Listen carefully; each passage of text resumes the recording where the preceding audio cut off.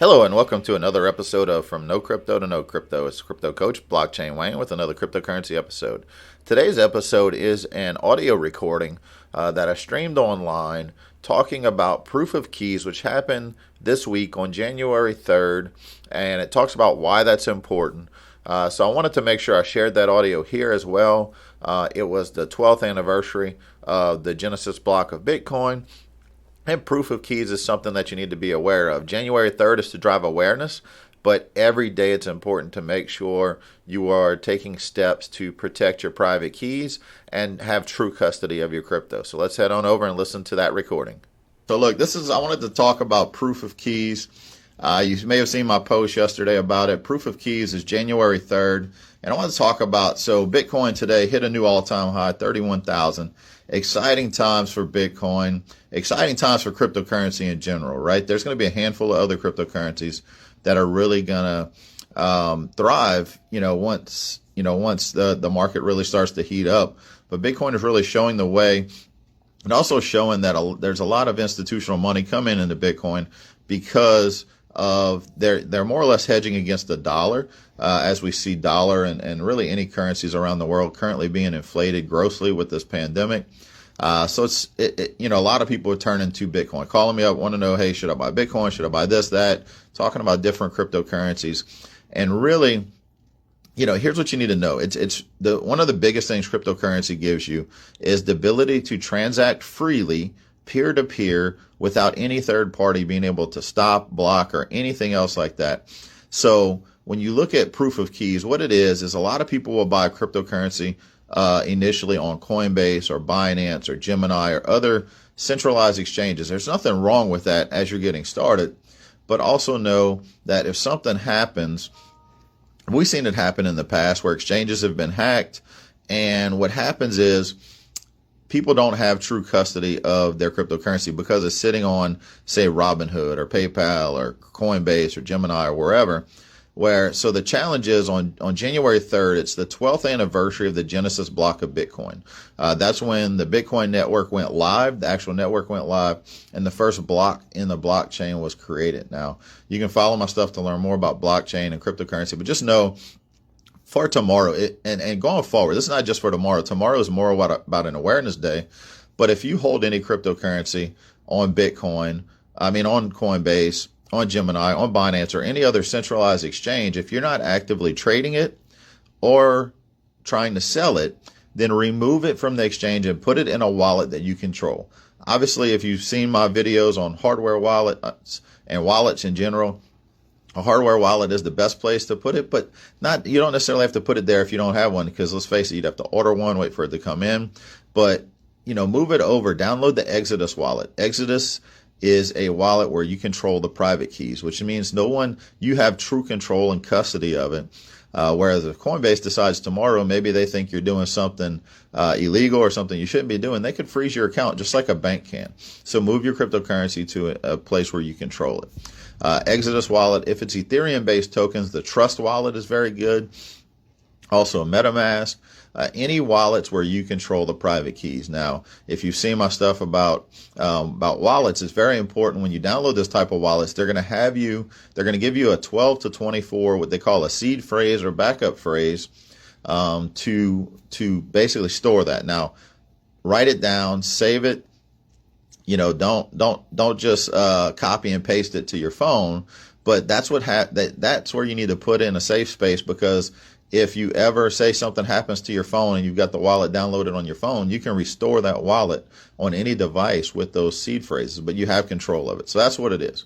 Tomorrow, like I said, the 3rd, it's the 12th anniversary of the Genesis block of Bitcoin. And if you don't understand Bitcoin yet, that's fine. But start following my stuff, because it's really important.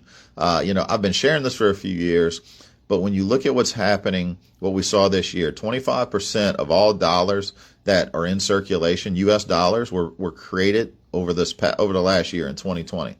And so what does that mean for inflation? What does that mean for the purchasing power of your dollar? That's why you're starting to hear news about these companies putting tens and hundreds of millions of dollars into Bitcoin and other cryptocurrencies. They're not just doing it for an investment. They're doing it to hedge against inflation of the dollar, and you should be as well.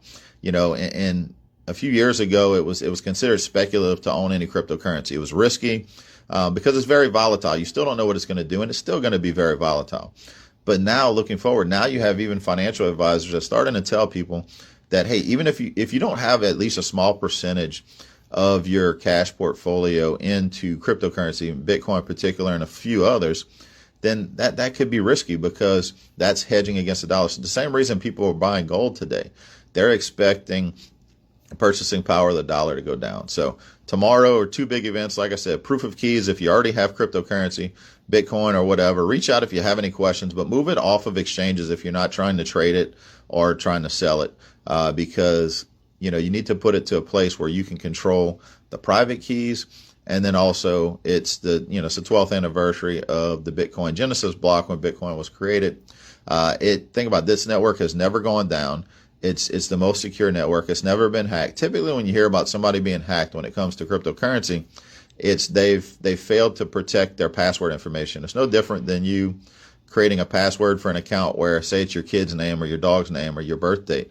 I mean, anybody can guess that, and that's how people get hacked. But the network itself has never been hacked. It's never gone down.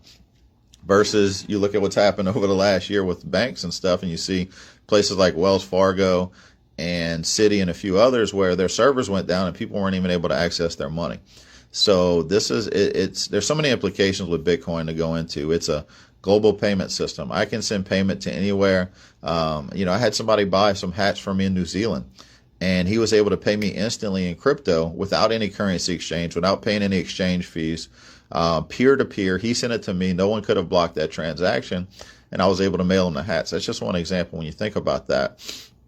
As we move forward, and just also think about the implications across the world. Those of us that live in the U.S. or the U.K., or there's a few of you listening right now from a few other countries, we have the privilege or benefit that our current system, quote unquote, works, right? We don't have to worry about money being frozen. But I've talked to people from Venezuela, from Zimbabwe, from Argentina, and from different countries where their economy has collapsed. All their funds were frozen within their bank because the government decided that they needed to freeze everything. Look at what happened in Hong Kong not too long ago. And that's why it's important to have a payment system, a global digital payment system. Face it, we live in a digital world today. We can do most things digitally. That is decentralized, that's immutable, that can't be blocked. It's censorship resistant. Not to stop people. Let's face it, criminals are always going to find a way to do business. So don't also play into that narrative where some people say, oh, Bitcoin is used by criminals. Let's face it, the number one currency of choice by criminals is the US dollar. Cryptocurrency and Bitcoin in general, it's not good or bad. It just is. It's how you use it. It's no different. We know that with money. It doesn't matter if those dollars are used to fund a charity or to fund a criminal organization. That's, it's not the money that's the bad. It's the use of it. So double down on 2021. I challenge everybody, even if you've been watching from the sidelines or heard about this Bitcoin thing or cryptocurrency thing, take the time to at least learn it. People ask me all the time, is now a good time to invest in it? And depending on your strategy or whatever, it's always a good time to invest, but also never invest more than your level of understanding. So in other words, if you understand it a little bit or not at all, then maybe put a little bit into it. Learn the process of getting it. And that's kind of what I did. And then as you learn more about it, that's when you dive in deeper.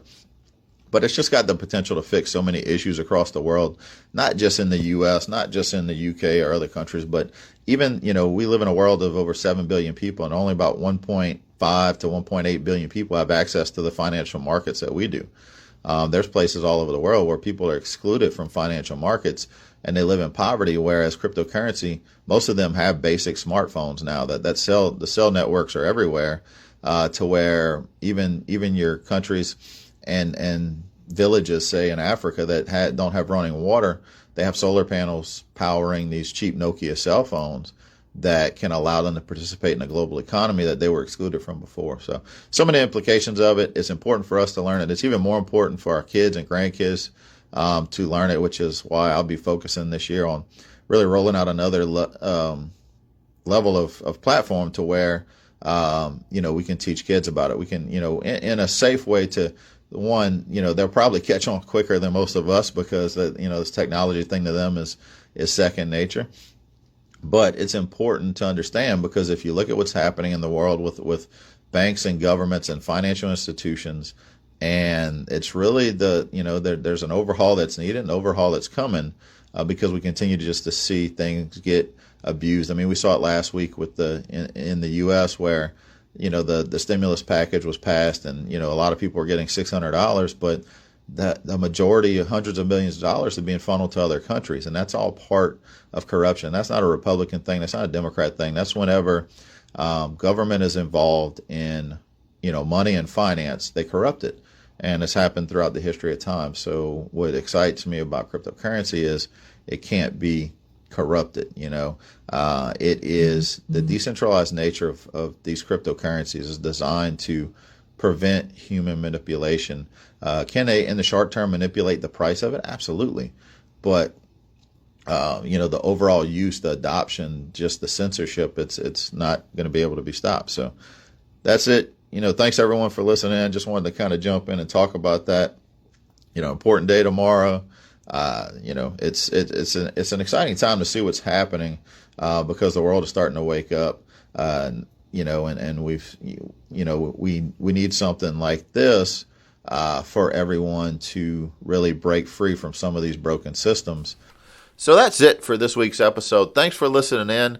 And I know we've been kind of stagnant on putting out content, but make sure to stay tuned as we revamp the podcast next week.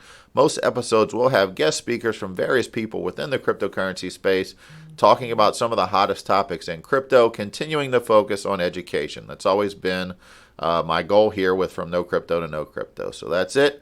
Everyone have a great week, and we'll catch you on the next episode.